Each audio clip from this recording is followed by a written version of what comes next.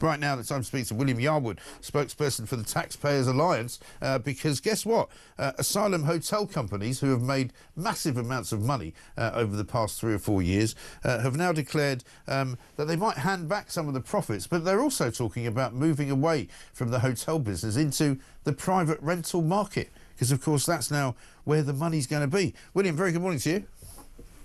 Morning, Mike. Thanks for having me on the show as always, mate. Not at all. Good to see you. The companies that get all this taxpayers' money to house asylum seekers in hotels have done rather well. You know, the guy that runs one of the companies, the Asylum King, as he's known, has now moved so far up the Sunday Times rich list that he's become a billionaire rather than just a millionaire in the space of a couple of years. But they're talking about handing back some of the money, but they're also talking about moving into sort of rental property market as opposed to the hotel market. So they're still going to make plenty of money, by the way. But what are they saying to this Home Affairs Committee today? Yeah, so they say that basically they want to move into what's called dispersed accommodation, which is specifically non-catered, non-security, sort of rented private rental accommodation. But as they said in the Home Affairs Select Committee yesterday, the problem they're facing is basically no private renters want to take asylum seekers, and I think, Mike, for very, very good reason, because they've seen how these hotels end up becoming, and they've seen how these people treat the areas that they live in. So why on earth would private renters want people who own property want these people to move into properties that could be handed out to young professionals or new families? Yeah, the problem is though that an awful lot of these unscrupulous landlords who are quite happy and quite willing to turn their sort of maybe family dwelling homes into HMOs, multiple occupancy houses, basically, are going to make an absolute fortune, because look at the numbers. A report released last week said the 3 companies that have been mostly operating this asylum seeker hotel business have made combined profits of £383 million since 2019. I mean, that will persuade lots of people to rent out property, won't it? Yeah, I mean, I certainly think that's certainly the case, but let's call that what it is, Mike. It's taxpayer profiteering of misery, basically. That's all it is.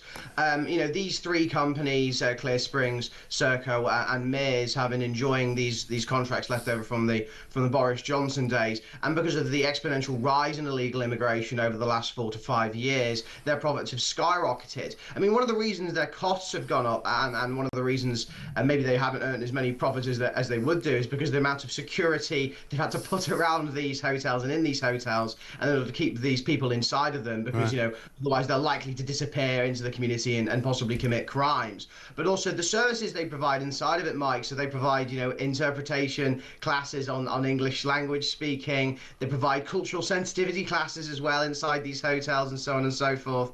And basically a lot of the money goes towards attempting essentially to prepare asylum seekers to come into the UK, when in reality what they should be doing is not any of that kind of stuff, and actually working with the Home Office to make sure these people are removed from our country as fast as possible. But hey, they're making money off it, so why would they want to get them removed? Well, that's the thing. And one of the reasons, of course, they also need security is to try and make sure people don't come in and have a look around the hotel, because I was watching a video last night of one of those, sort of citizen journalist types who goes in with his camera, and he gets greeted by all these security guards going, "No, you're not allowed in here." And he's like, "Why not? I'm just walking around. I'm filming. I'm having a look. They're going to call the police on him." And he's like, "Well, call the police for what?" And then as he was filming, you could see various asylum seekers wandering about. A couple of them were going outside, getting onto, like Deliveroo bikes and stuff like that, because they're allowed to do that. And also on the notice boards, everywhere you look, there was, get your free eye test here. Here's how you apply for, an operation on the NHS. Here's how you register with the NHS.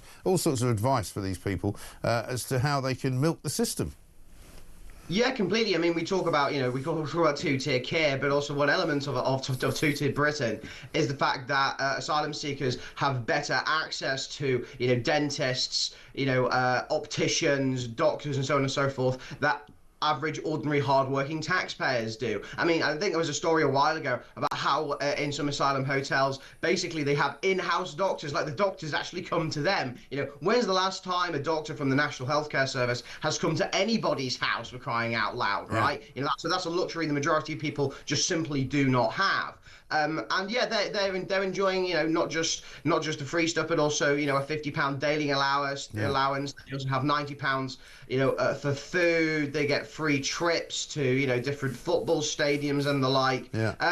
Look, the three companies have been, rather enjoying themselves in terms of their profits. And actually, one interesting thing in the select committee yesterday, Mike, is they refused to say, when asked, whether they thought profiteering off of illegal migration was moral or not. They refused to say yes or no, when obviously to me and you, Mike, and to many of your listeners, the answer is obviously no. Yeah. I mean, I said this yesterday, and I wonder whether it's true, as to the system that they're currently using to house these migrants. I assume that they decided to start putting them into hotels because they didn't think they would need that many hotels.